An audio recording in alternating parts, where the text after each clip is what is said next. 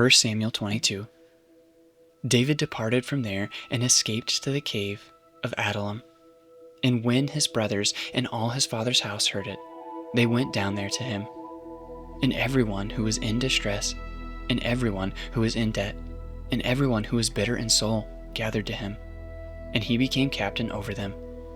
And there were with him about 400 men. And David went from there to Mizpah of Moab. And he said to the king of Moab, "Please let my father and my mother stay with you, till I know what God will do for me." And they left them with the king of Moab. And they stayed with him all the time that David was in the stronghold. Then the prophet Gad said to David, "Do not remain in the stronghold. Depart, and go into the land of Judah." So David departed and went to the forest of Hereth. Now Saul heard that David was discovered, and the men who were with him. Saul was sitting at Gibeah, under the tamarisk tree, on the height with his spear in his hand, and all his servants were standing about him. And Saul said to his servants who stood about him, "Hear now, people of Benjamin, will the son of Jesse give every one of your fields and vineyards? Will he make you all commanders of thousands and commanders of hundreds? That all of you have conspired against me? No one discloses to me when my son makes a covenant with the son of Jesse. None of you is sorry for me or discloses to me that my son has stirred up my servant against me, to lie in wait as at this day." Then answered Doeg the Edomite, who stood by the servants of Saul, "I saw the son of Jesse coming to Nob, to Ahimelech the son of Ahitub, and he inquired of the Lord for him, and gave him provisions, and gave him the sword of Goliath the Philistine.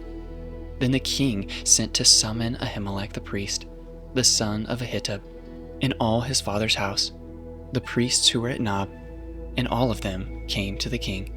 And Saul said, "Hear now, son of Ahitub." And he answered, "Here I am, my lord."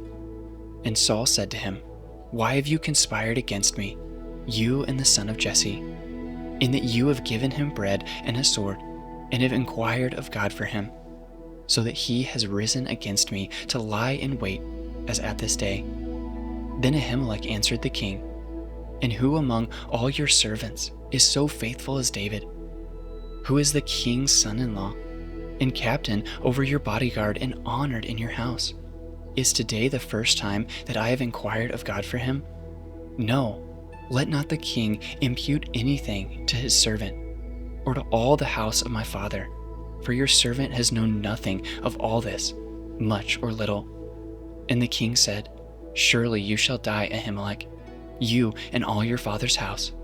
And the king said to the guard who stood about, "Turn and kill the priests of the Lord, because their hand is also with David." And they knew that he fled, and did not disclose it to me. But the servants of the king would not put out their hand to strike the priests of the Lord.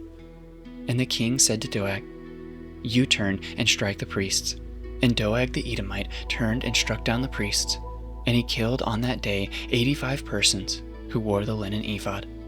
And Nob, the city of the priests, he put to the sword, both man and woman, child and infant, ox and donkey and sheep, he put to the sword. But one of his sons, Ahimelech, the son of Ahitub, named Abiathar, escaped and fled after David. And Abiathar told David that Saul had killed the priests of the Lord. And David said to Abiathar, "I knew on that day when Doeg the Edomite was there, that he would surely tell Saul, 'I have occasioned the death of all the persons of your father's house. Stay with me, do not be afraid, for he who seeks my life seeks your life. With me you shall be in safekeeping.'"